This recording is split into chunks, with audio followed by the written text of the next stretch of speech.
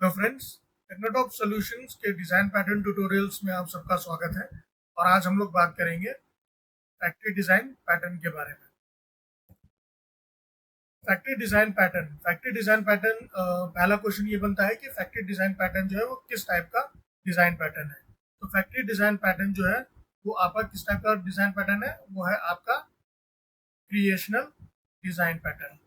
और ये creational design pattern क्यों है, ये हम लोग आने वाली स्लाइड्स में ये हमारा जो डाउट है वो क्लियर हो जाएगा। तो सबसे पहले हम लोग बात करेंगे कि what is factory design pattern. ठीक है, फैक्ट्री डिजाइन पैटर्न क्या होता है। फिर हम लोग एक प्रॉब्लम देखेंगे और एक सोल्यूशन देखेंगे कि किस तरीके से हम लोग एक प्रॉब्लम फेस करेंगे।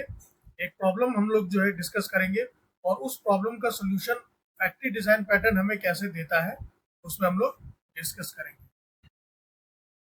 फिर जो है हम लोग ये देखेंगे कि how we will implement factory design pattern. ठीक है, हम लोग फैक्ट्री डिजाइन पैटर्न को इस तरीके से इम्प्लीमेंट करेंगे। ठीक है, ये हम लोग बाद में इसलिए देखेंगे क्योंकि हम लोग जब इसके सॉल्यूशंस की जब हम लोग बात कर रहे होंगे तभी हमें जो है थोड़ा थोड़ा इसका आइडिया लग जाएगा कि हम लोग फैक्ट्री डिजाइन पैटर्न को हम लोगों को किस तरीके से इम्प्लीमेंट करना चाहिए या फिर हम लोग किस तरीके से उसे इम्प्लीमेंट करते हैं। और हम लोग उसको इम्प्लीमेंट करके अपनी प्रॉब्लम का जो है सॉल्यूशन हम लोग इस तरीके से निकालते हैं। वो हम लोगों को इसी वाले प्रॉब्लम और सॉल्यूशन में ही पता चल जाएगा। और जैसे हमें ये चीज़ पता चलेगी तो आपको जो है ये पता चल जाएगा कि फैक्ट्री डिजाइन पैटर्न को हम लोग किस तरीके से इम्प्लीमेंट करते हैं। ठीक है, और when we should use factory design pattern, हम लोगों को फैक्ट्री डिजाइन पैटर्न कहाँ पे यूज करना चाहिए वो भी हम लोग आने वाली स्लाइड्स में कवर करेंगे। और ये भी हम लोगों को जो है मैक्सिमम 50% जो है उसका भी आंसर हमें अपने प्रॉब्लम और सोल्यूशन वाले स्लाइड में मिल जाएगा। ठीक है, तो इसको आप लोग ध्यान से देखिएगा और इसी में ही प्रॉब्लम और सोल्यूशन में ही आपके ये दोनों पॉइंट जो है वो कवर हो जाएंगे और स्लाइड्स में जो है हम लोग इसको डिस्कस भी कर लेंगे। तो सबसे पहले हम लोग बात करते हैं what is factory design pattern. तो मैंने सबसे पहले आपको बार बार ये बात बोली है, फैक्ट्री डिजाइन पैटर्न जो है किस टाइप का डिजाइन पैटर्न है, क्रिएशनल डिजाइन पैटर्न। ओके, किस टाइप का डिजाइन पैटर्न है, क्रिएशनल डिजाइन पैटर्न। ठीक है, और अभी ये जो है इसकी डेफिनेशन में भी थोड़ा थोड़ा क्लियर हो जाएगा। तो डेफिनेशन क्या कहती है, factory design creates the object. Okay, यहाँ पे आप देख रहे हैं क्रिएट्स द ऑब्जेक्ट मतलब ऑब्जेक्ट बनाता है। ठीक है, इसीलिए इसको क्रिएशनल डिजाइन पैटर्न बोला जाता है। Without exposing the creation logic, मतलब क्रिएशन लॉजिक मतलब कि आपका यहाँ पे जिस लॉजिक की जो बात हो रही है वो ऑब्जेक्ट की बात हो रही है। ठीक है, कि ऑब्जेक्ट किस तरह से बना है वो हम क्लाइंट को नहीं दिखाते। क्लाइंट मतलब यहाँ पे यूँ समझ लीजिए कि मतलब कि आने वाली फंक्शनैलिटी वो हम नहीं दिखाते हैं। सिर्फ हम लोग ये क्या बनाते हैं, उसका ऑब्जेक्ट बना देते हैं और उसको आगे पास कर देते हैं। ठीक है, और उससे हमारा सोल्यूशन मतलब उससे हमारा प्रॉब्लम जो है वो सॉल्व हो जाता है। ठीक है, तो एक बार फिर से, factory design creates the object without exposing the creation logic to the client and refer to newly created object. ठीक है, मतलब ये वाला जो ऑब्जेक्ट जो बना है उसको रेफर करता है यूजिंग अ कॉमन इंटरफेस। ये मतलब कि यहाँ पर एक कॉमन इंटरफेस की हम लोग यहाँ पे बात कर रहे हैं। ठीक है, याद रखिएगा यहाँ पे हम लोग किसी क्लास की बात नहीं कर रहे हैं, कोई एब्स्ट्रैक्ट क्लास की बात नहीं कर रहे हैं। ठीक है, हम लोग किसकी बात कर रहे हैं, इंटरफेस की। ठीक है, जैसे ठीक है, तो अभी हम लोगों ने जैसे कि अपने आप लोगों ने पढ़ाई होगा ऊप्स में हम लोगों ने पढ़ा होगा कि क्या क्या होते हैं, एक क्लास होती है और एक इंटरफेस होता है। ठीक है, इंटरफेस होता है और इंटरफेस क्यों इंट्रोड्यूस किया गया था, मल्टीपल इनहेरिटेंस के लिए। ठीक है, और इसका जो है यूज बहुत मतलब ज्यादा होता है जब हम लोग डिजाइन पैटर्न्स की हम लोग बात कर रहे होते हैं। ठीक है, तो यहाँ पर हम लोग जो फैक्ट्री डिजाइन पैटर्न है वो हम लोग इस एक इंटरफेस के थ्रू इम्प्लीमेंट करेंगे। ठीक है, ये इंटरफेस जो है ये यूँ समझ लीजिए एक मीडिएटर बनेगा। ठीक है, फॉर क्रिएटिंग द ऑब्जेक्ट्स। मैं फिर से बोल रहा हूँ कि ये जो इंटरफेस है ये एक मीडिएटर का काम करेगा फॉर क्रिएटिंग द ऑब्जेक्ट। ठीक है, हम लोग बात कर लेते हैं प्रॉब्लम और सॉल्यूशन के बारे में कि हमें किस तरह की प्रॉब्लम में हमें जो है डिज़ाइन, ये फैक्ट्री डिज़ाइन जो है वो हमें हेल्पफुल हो सकता है, वो हमारे लिए सोल्यूशन लेकर आ सकता है। ठीक है, पहले हम लोग बात करते हैं प्रॉब्लम के बारे में। तो ठीक है, लेट सपोज एक क्लाइंट है। ठीक है, क्लाइंट ने हमें एक पेरोल सिस्टम बनाने के लिए दिया। ठीक है, पेरोल सिस्टम बनाने के लिए दिया। पेरोल सिस्टम क्या होता है कि जैसे इसमें जो क्लाइंट है वो अपने एम्प्लॉयज़ को क्या करता है, सैलरीज देता है। ठीक है, तो और सैलरीज देता है और क्या देता है, मेडिकल अलाउंसेस और भी बहुत सारे अलाउंसेस दे सकता है। ठीक है, तो ये सिस्टम बनाने के लिए क्लाइंट ने आपको एक कॉन्ट्रैक्ट दिया। ठीक है, तो क्लाइंट क्या आता है कि हमारे पास कितने दो तरह के एम्प्लॉयज हैं। ठीक है, पहला है कॉन्ट्रैक्ट और दूसरा है परमानेंट। ठीक है, कि हमारे पास इस तरह के दो एम्प्लॉयज हैं। ठीक है, तो जो कॉन्ट्रैक्ट है, जो कॉन्ट्रैक्ट एम्प्लॉय है उसको हम लोग सैलरी देते हैं, वो है 20,000 और लीव्स है वो मई और वो मंथ में जो है 5 लीव्स अवेल कर सकता है। ठीक है, कॉन्ट्रैक्ट। और परमानेंट जो है, परमानेंट उसकी सैलरी है कुछ 10,000 और वो महीने में जो है 10 लीव्स अवेल कर सकता है। ठीक है, तो ये दो तरह के एम्प्लॉयज़ हैं। ठीक है, अब इन दोनों एम्प्लॉयज़ के लिए हमें पेरोल सिस्टम बनाना है। मतलब एक पेरोल सिस्टम बनेगा जो कि इन दो तरह के एम्प्लॉयज़ को हैंडल करेगा for giving them salaries and leaves. Okay, और ये हम लोग सॉफ्टवेयर बना रहे हैं किसके लिए, क्लाइंट के लिए। ठीक है, तो जब हम ये सॉफ्टवेयर डिज़ाइन करेंगे उस वक्त डिज़ाइन करते वक्त हम लोग यही सोचेंगे कि एक काम करते हैं, एक एम्प्लॉई नाम की एक हम लोग क्लास बना लेंगे। जब हम लोग ये करेंगे तो जब हम लोग ये सॉफ्टवेयर बनाएंगे तो एक एम्प्लॉय नाम की क्लास बना लेंगे और एम्प्लॉय में हम लोग 3 वेरिएबल्स ले लेंगे। पहला वेरिएबल होगा टाइप के नाम से, दूसरा जो है वेरिएबल होगा वो होगा सैलरी के नाम से, और तीसरा वेरिएबल होगा वो होगा लीव्स के नाम पे। ठीक है, तो अगर और हम लोग एक जो है क्लाइंट साइड पर ही हम ये कोड लिखेंगे कि अगर टाइप जो है वो कॉन्ट्रैक्ट है तो फिर सैलरी के वेरिएबल में जो है वो वैल्यू चली जाएगी 20,000 और लीव्स के वेरिएबल में वैल्यू चली जाएगी 5 लीव्स की। ठीक है, तो इस तरीके से हम लोग कॉन्ट्रैक्ट एम्प्लॉय के लिए एक ऑब्जेक्ट बना लेंगे। ठीक है, मतलब ऑब्जेक्ट क्या बनेगा, एम्प्लॉय का ही बनेगा। ठीक है, एम्प्लॉय का ईवन, लेट्स सपोज ईवन नाम से एक ऑब्जेक्ट बना। ठीक है, जिसके जो कि किस टाइप का है, कॉन्ट्रैक्ट टाइप का है। ठीक है, और ठीक उसी तरीके से अगर अगर हमारे पास टाइप जो है परमानेंट आ जाता है तो उसकी सैलरी जो है वो हम लोग उसमें वैल्यू साइन कर देंगे 10,000 और लीव्स जो है उसमें डाल देंगे कितनी, 10 लीव्स। ठीक है, तो और ठीक है, तो इस तरीके से हम लोग परमानेंट के लिए भी ऑब्जेक्ट बना देंगे। ठीक है, मतलब दूसरा ऑब्जेक्ट बनेगा E2 का। ठीक है, जो कि एम्प्लॉय का ही ऑब्जेक्ट होगा, लेकिन वो ऑब्जेक्ट किस तरीके से बिहेव करेगा, परमानेंट टाइप का। मतलब एम्प्लॉय का ही एक ऑब्जेक्ट जो है वो पहले कॉन्ट्रैक्ट की तरह बिहेव करेगा और बाद में जो है जब एम्प्लॉय टाइप जो है परमानेंट आ जाएगा तो फिर वो उस वही ऑब्जेक्ट जो परमानेंट की तरह बिहेव करेगा। ठीक है, तो ये कोड जो है हम लोग कहाँ लिखेंगे, क्लाइंट साइड पे।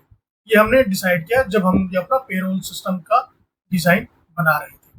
ठीक है, तो इस तरीके का हमने अपने लिए डिज़ाइन बना लिया कि इस तरह की हम लोग क्लास लिखेंगे।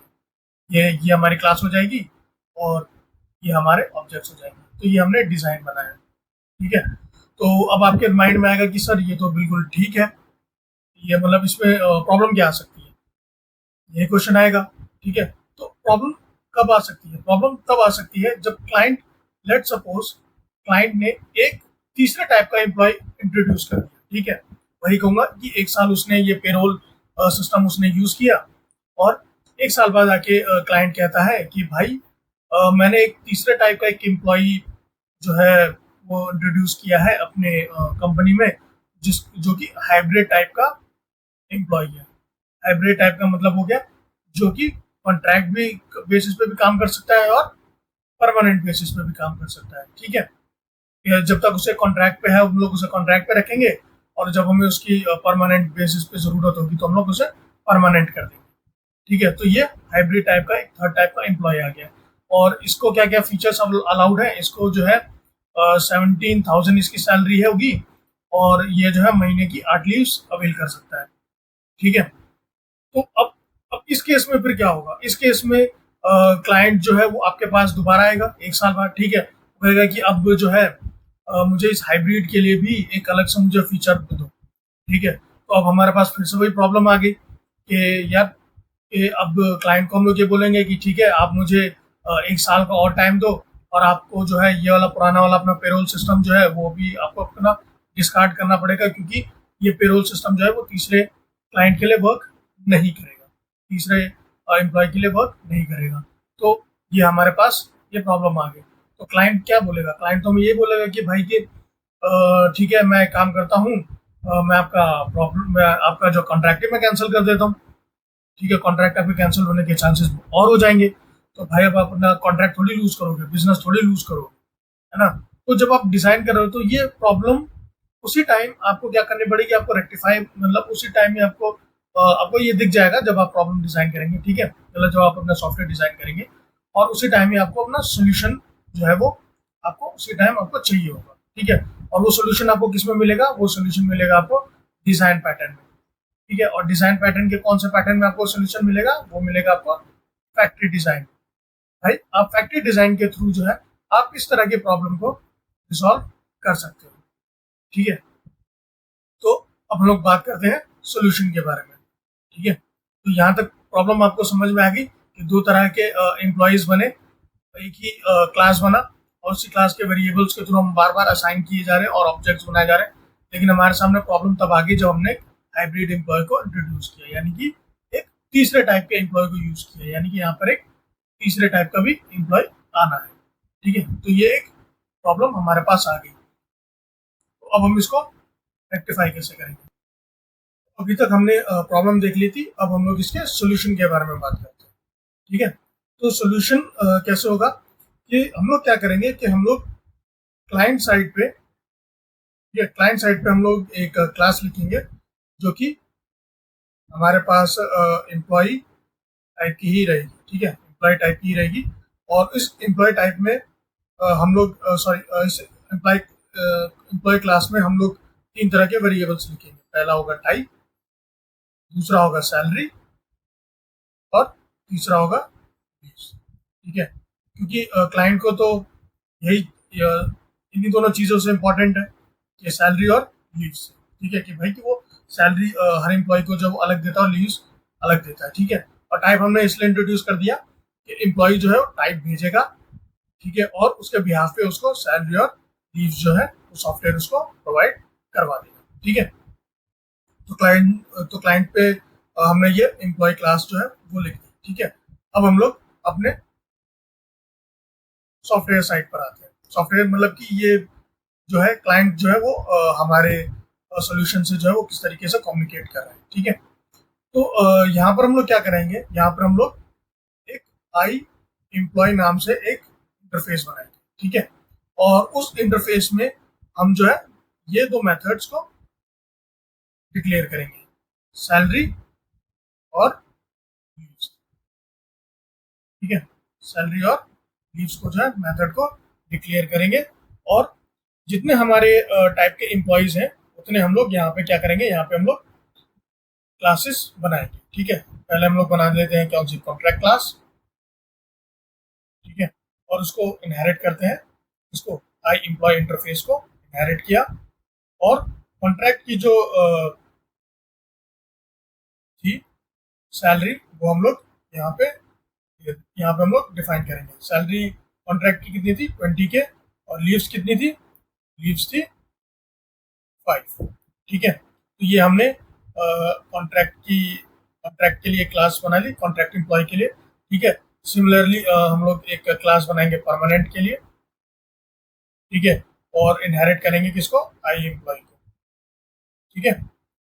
आई एम्प्लॉय को हम लोग इनहेरिट करेंगे और यहाँ पर हम लोग सैलरी को डिक्लेयर करेंगे कि भाई इसकी सैलरी जो है वो कितनी है, 10,000, और कितनी लीव्स ले सकता है, लीव्स ले सकता है ये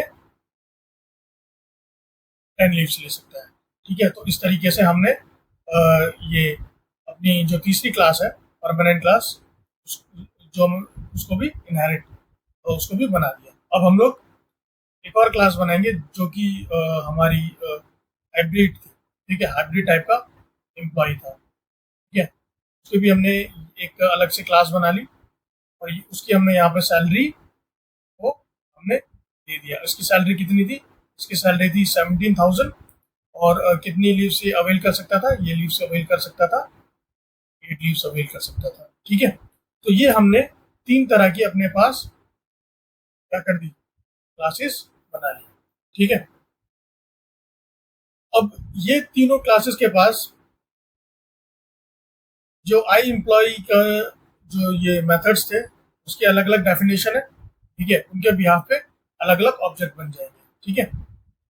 तो अब ये ऑब्जेक्ट जो है वो किस तरीके से हमारे पास क्लाइंट के पास पहुंचेंगे, ये किस तरीके से आपस में कम्युनिकेट करेंगे, ठीक है। तो ये डायरेक्टली जो है कम्युनिकेट नहीं करेंगे, बल्कि क्लाइंट जो है, ठीक है, क्लाइंट और यहाँ पे ये हमारे कोड जो इसे हम लोग सर्विस हम लोग क्या देते हैं, ठीक है। क्लाइंट और सर्विस जो है ये आपस में डायरेक्टली कभी कम्युनिकेट नहीं करेंगे, ठीक है। ना तो ये इसको डेटा भेजेगा और ना ही सर्विस जो है क्लाइंट को डेटा भेज सकता है, ठीक है। ये डायरेक्टली आपस में इन्वॉल्व नहीं करेंगे, बल्कि जो है ये आपस में एक मीडिएटर के थ्रू कम्युनिकेट करेंगे, ठीक है। यहाँ पर एक हम लोग एक मीडिएटर बनाएंगे जिसे हम लोग एम्प्लॉय कंस्ट्रक्ट के नाम, ये एम्प्लॉय कंस्ट्रक्टर के नाम से हम लोग जान लेंगे, ठीक है। मतलब क्लाइंट जो है कंस्ट्रक्टर के पास भेजेगा, कंस्ट्रक्टर जो है किस हिसाब से कौन सी सर्विस उसे चाहिए, ठीक है, वो उस सर्विस का ऑब्जेक्ट बनाएगा, ठीक है।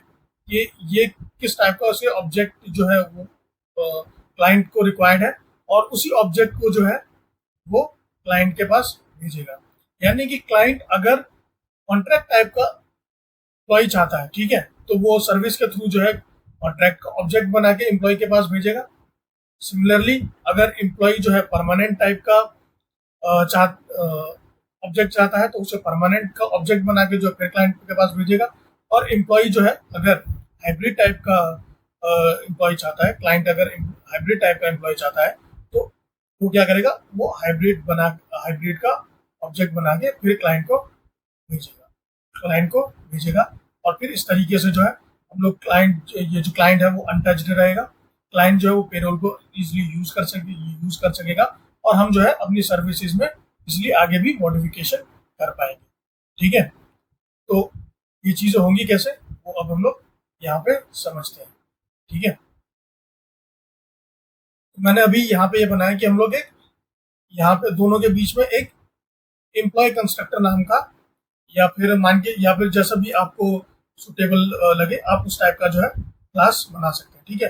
मैं यहाँ पे एक क्लास बनाता हूँ इस टाइप का, एम्प्लॉय कंस्ट्रक्टर टाइप का, ठीक है। एम्प्लॉय कंस्ट्रक्टर टाइप का मैंने क्लास बनाया, ठीक है। अच्छा, अब यहाँ पे जो है इसके अंदर एक मेथड मैं लिख देता हूँ पब्लिक, ठीक है। इसका रिटर्न टाइप जो है वो मैं किस टाइप का रखूंगा, आई एम्प्लॉय टाइप का, ठीक है। आई एम्प्लॉय टाइप का ये मेथड रख दिया, ठीक है। इसका नाम लिख दिया गेट एम्प्लॉय, ठीक है। और इसके अंदर एक पैरामीटर मैंने ले लिया किसके नाम से, टाइप के नाम से, ठीक है। टाइप के नाम से एक पैरामीटर ले लिया। अब अगर मैं क्या करता हूँ कि भाई कि अगर टाइप, ठीक है, अगर टाइप जो है किस टाइप का है, अगर टाइप जो है वो कॉन्ट्रैक्ट टाइप का है, कहाँ से, क्लाइंट से, ठीक है। यानी कि क्लाइंट जो है किसको कॉल कर रहा है, क्लाइंट जो है वो एम्प्लॉय कंस्ट्रक्टर को कॉल कर रहा है, ठीक है। कंस्ट्रक्टर मतलब employ constructor dot get employ, इसको कॉल कर रहा है, ठीक है। और यहाँ पर जो है, यहाँ पर उसके पास इसकी प्रॉपर्टीज पड़ी हुई, ठीक है। यहाँ पर इसके पास जो है उसकी प्रॉपर्टीज पड़ी हुई है। तो अब क्या करेगा, ठीक है, जो कि ये डॉट गेट एम्प्लॉय, ठीक है। अब तो यहाँ से जो ऑब्जेक्ट जो यहाँ से जो पास होगा उसी ऑब्जेक्ट की प्रॉपर्टीज जो है ये अपनी सैलरी और लीव्स वाली को, इन वेरिएबल्स को जो असाइन करेगा, ठीक है। लेट सपोज उसने employ constructor dot get employ पे जो है यहाँ से उसने पास किया, सबसे पहले पास किया गया कॉन्ट्रैक्ट, ठीक है। टाइप उससे मिला किस टाइप का, कॉन्ट्रैक्ट टाइप का, ठीक है। तो यहाँ पे उसको क्या मिलेगा, यहाँ पर हम लोग एक जो है आई एम्प्लॉय नाम का एक रेफरेंस बनाएंगे, ठीक है। इसका लेट सपोज उस रेफरेंस का नाम हो जाएगा रिटर्न वैल्यू, ठीक है। तो हम क्या करेंगे कि इसी आई एम्प्लॉय का रेफरेंस यूज करके जो है हम किस टाइप का ऑब्जेक्ट बना देंगे, लोग बना देंगे व्यू, इस टाइप का बनाएंगे व्यू कॉन्ट्रैक्ट, ठीक है। मतलब कि अब हमारे पास जो यहाँ से जो अब जो ऑब्जेक्ट पास होगा वो किस क्लास का ऑब्जेक्ट पास होगा, कॉन्ट्रैक्ट क्लास का, ठीक है। तो यानी कि जैसे ही इस क्लास का ऑब्जेक्ट जैसी बना, ठीक है, इसी क्लास का ही ऑब्जेक्ट जो है ये कॉन्ट्रैक्ट एम्प्लॉय का, ठीक है, इसका इसका जो ऑब्जेक्ट बना उसी का ही ऑब्जेक्ट जो है हमने किसको पास कर दिया, हमने पास कर दिया अपने क्लाइंट साइड पे। यानी कि अब जो है यहाँ पे जो ऑब्जेक्ट, अब इस ऑब्जेक्ट के थ्रू, ठीक है, जो कि हमने क्लास कॉन्ट्रैक्ट को हमने यहाँ पर जो बनाया था, ठीक है, इस ऑब्जेक्ट को हमने कहाँ पे पास कर दिया, क्लाइंट साइड पे, ठीक है। यानी कि यहाँ पर जो ऑब्जेक्ट बना, ठीक है, वो किसका रेफरेंस ले रहा है, वो रेफरेंस ले रहा है कॉन्ट्रैक्ट एम्प्लॉय का, ठीक है। तो जैसे ही अब यहाँ का रेफरेंस लेगा तो फिर यहीं की वैल्यूज असाइन करेगा, ठीक है। तो जैसे ही ऑब्जेक्ट यानी कि इस वाला ऑब्जेक्ट जो है यहाँ की वैल्यूज जो है क्लाइंट साइड पे वैल्यूज असाइन कर देगा। तो सैलरीज, अब क्लाइंट साइड पे जो उसकी सैलरी आएगी वो कितनी आएगी, 20K, और लीव्स कितनी आएगी, 5 लीव्स, ठीक है। तो यानी कि जो क्लाइंट साइड ने कॉन्ट्रैक्ट जो पास करके जो वैल्यूज जो फेच करनी चाहिए थी वो फेच जो है वो सक्सेसफुल हो गया, उसको जो है कॉन्ट्रैक्ट टाइप का एम्प्लॉय मिल गया, ठीक है।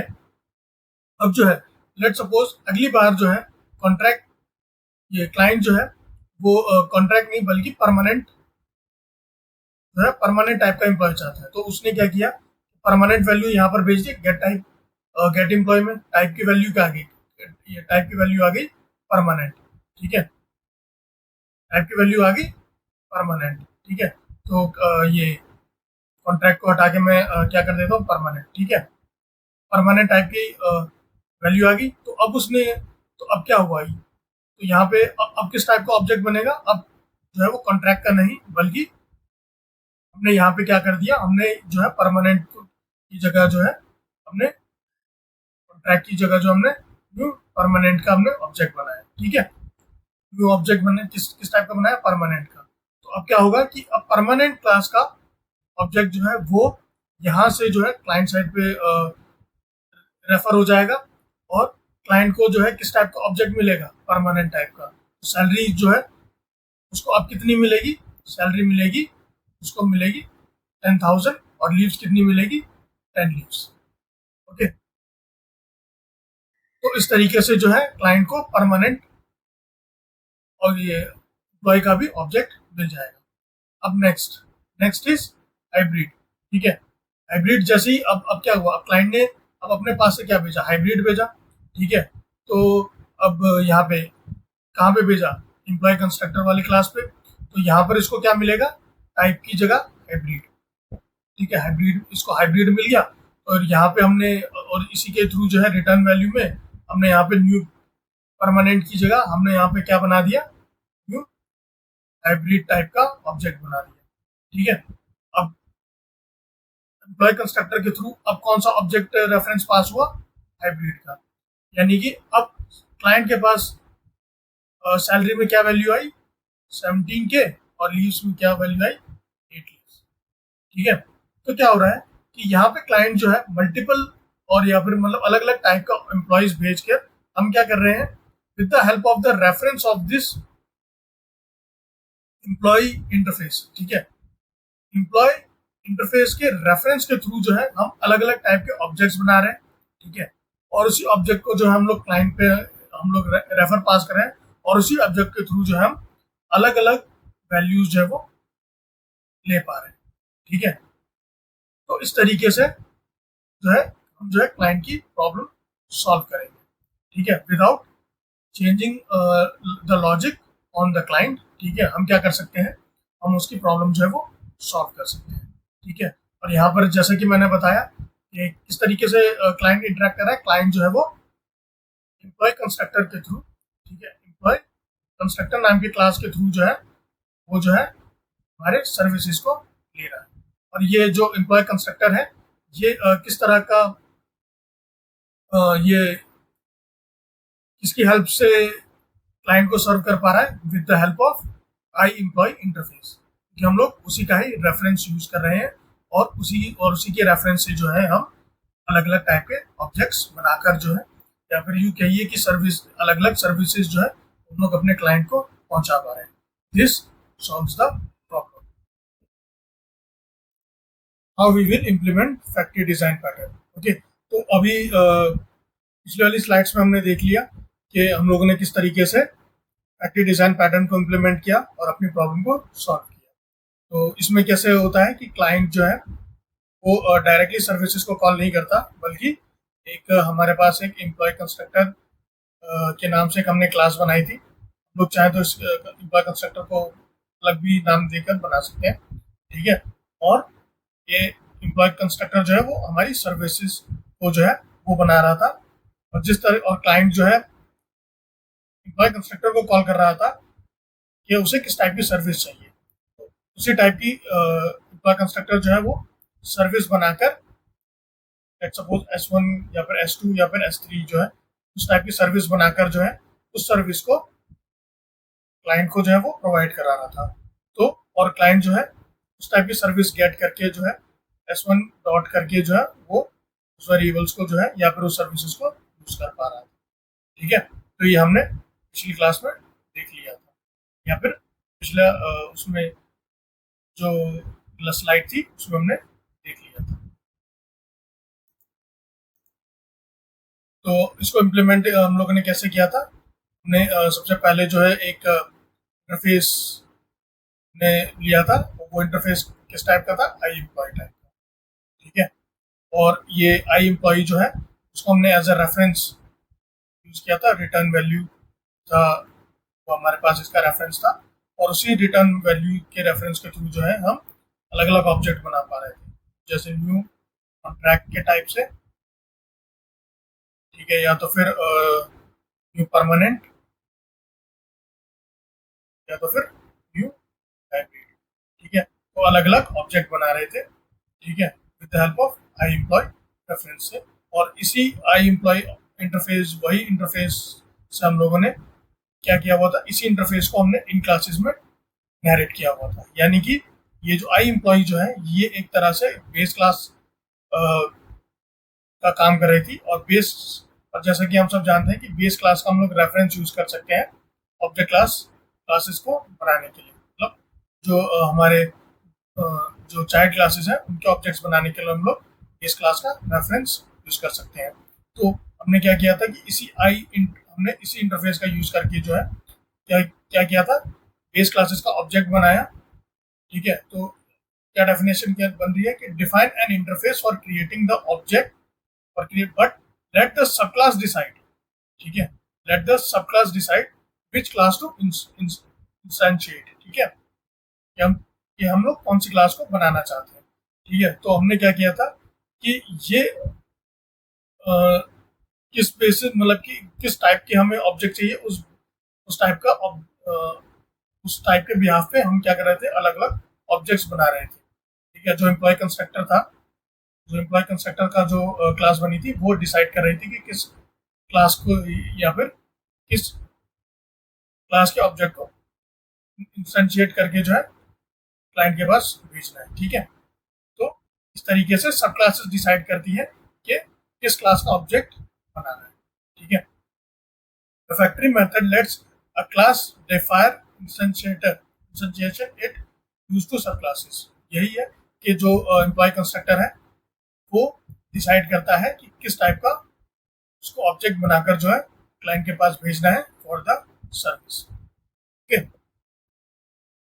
अब हम लोग बात करते हैं when we should use the factory design pattern. ठीक है, हम लोगों को फैक्ट्री डिजाइन पैटर्न की कब हमें यूज करना चाहिए। पहला, जब ऑब्जेक्ट को हम लोगों को एक्सटेंड करना पड़े, ठीक है, जैसे कि हम लोगों ने देख लिया कि हमें एक तीसरा टाइप का हम लोगों को हाइब्रिड टाइप का एक ऑब्जेक्ट बनाना पड़ा, हाइब्रिड टाइप का एक क्लास बनानी पड़ी। ठीक है, तो उस केसेस में हम लोग फैक्ट्री डिजाइन पैटर्न का हम लोग यूज कर सकते हैं। ठीक है, second, the class doesn't know what exact subclass it has to create. ठीक है, क्लाइंट को जो है ये पता नहीं है कि उसे कौन से क्लास को जो है यूज करने की जरूरत है या फिर कौन से सब क्लास को इंस्टेंशिएट या फिर बनाने की जरूरत है। ठीक है, तो क्लाइंट को जो है हम लोग नहीं बताना चाहते, तो उस क्लास में, तो उस केसेस में भी लोगों को फैक्ट्री डिजाइन पैटर्न यूज करना चाहिए। जैसे कि हमने अभी अपने प्रॉब्लम में और सोल्यूशन में हम लोगों ने देखा कि क्लाइंट को एग्जैक्टली पता नहीं चल रहा है कि जो उसने एम्प्लॉय कंस्ट्रक्टर के को जो कॉल किया है उसमें क्लासेस बन कैसे रही है। ठीक है, उसने क्या किया, उसने तो सिंपल उस एम्प्लॉय कंस्ट्रक्टर को कॉल किया, उसमें हमने टाइप जो है वो पास किया कि उसे किस टाइप का एम्प्लॉय चाहिए, और उस टाइप का एम्प्लॉय जो है एम्प्लॉय कंस्ट्रक्टर ने बनाकर उसको दे दिया। ठीक है, तो क्लाइंट को पता नहीं चला। ठीक है, इसका फायदा क्या हुआ कि क्लाइंट से हम लोग अपनी फंक्शनैलिटी जो है वो हम लोग डिस्क्लोज नहीं करेंगे, और क्लाइंट जो है वो अपना फंक्शनैलिटी को यूज कर पाएगा, और हम लोग जो है अपनी सर्विसेज आगे बढ़ा पाएंगे। तो ऐसे सिनेरियोज में हम लोग फैक्ट्री डिजाइन पैटर्न को जो है यूज कर सकते हैं। ठीक है, the product implementation tends to change over time and the client remains unchanged. ठीक है, the product implementation tends to change मतलब आगे जाके जो है जो हमारा प्रोडक्ट को चेंज हमें करना पड़ सकता है, और क्लाइंट को हम लोग जो है बिल्कुल भी अनचेंज्ड नहीं रखना चाहते। ठीक है, तो इस केस में क्या होगा कि इस केस में क्या हो रहा है कि हमारे पास जो है क्लाइंट के पास क्या है, क्लाइंट के पास जो कोड है, जो कि उसके पास एम्प्लॉय जो ऑब्जेक्ट है, एम्प्लॉय क्लास है, ठीक है, वो तो अनचेंज रही। ठीक है, उसके पास कल भी वही तीन प्रॉपर्टीज थी, टाइप, सैलरी और टाइप, सैलरी और लीव्स, और आज भी वही तीनों टाइप की यही तीन वेरिएबल्स है, और हम लोग जितने चाहें जो है अपनी सर्विसेज में एम्प्लॉयज बढ़ा सकते हैं, और जो है और एम्प्लॉय कंस्ट्रक्टर पे जो है आगे हम लोग जो on the basis of the type हम लोग जो अलग अलग टाइप के ऑब्जेक्ट्स जो है वो एज अ सर्विस जो हम लोग क्लाइंट को देंगे, और क्लाइंट जो है वो अनचेंज रहेगा। ठीक है, तो हम लोग क्लाइंट को हम लोग नहीं छेड़ेंगे, हम लोग क्या करेंगे, हम लोग सिर्फ अपनी सर्विसेज जो है वो चेंज करते जाएंगे या तो बढ़ाते जाएंगे, और क्लाइंट को हम लोग सर्व करते जाएंगे। तो ऐसे केसेस में भी हम लोग फैक्ट्री डिजाइन पैटर्न को जो है वो यूज कर सकते हैं। तो यहाँ तक वीडियो देखने के लिए थैंक यू गाइस, और प्लीज़ मेरे चैनल को सब्सक्राइब कर दीजिएगा, लाइक को भी आप लाइक भी कर दीजिएगा, सब्सक्राइब भी कर दीजिएगा, ताकि आगे आने वाले जितने भी वीडियोस होंगे उन सबकी नोटिफिकेशन आपको मिलती रहे। अगर आपको कोई भी डाउट है, कोई भी क्वेश्चन है, या कोई भी अगर आपके पास कोई भी इंटरव्यू क्वेश्चन है, तो प्लीज़ उसे कमेंट सेक्शन में प्लीज़ आप डालिएगा, और मैं उसका जल्द से जल्द रिप्लाई करूँगा। Thank you for watching, have a great day.